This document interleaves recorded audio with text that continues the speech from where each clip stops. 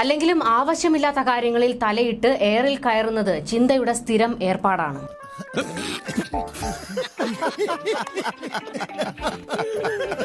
ഞങ്ങളുടെ ആര്യയെ തൊടുന്നോടാന്ന് ചോദിച്ച് കലിതുള്ളി വന്നതാ. അങ്ങനെ എന്നെ ഒഴിവാക്കാൻ ശ്രമിക്കരുത്. ഞാൻ കണ്ടിട്ടേ പോവൂ.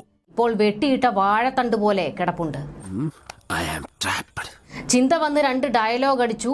ആര്യക്കിട്ട് വീണ്ടും തലങ്ങും വിലങ്ങും അടി.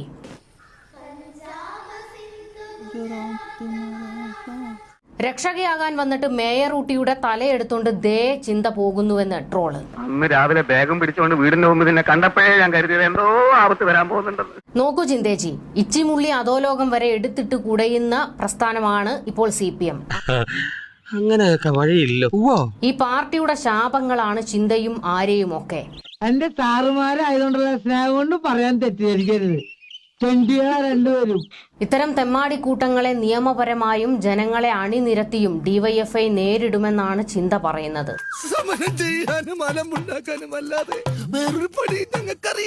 ചെന്ന് കേറി കൊടുക്ക്. ജനങ്ങൾ നിങ്ങളുടെ മണ്ടത്തരത്തിന് കൂടെ നിൽക്കാനിരിക്കുകയാണല്ലോ.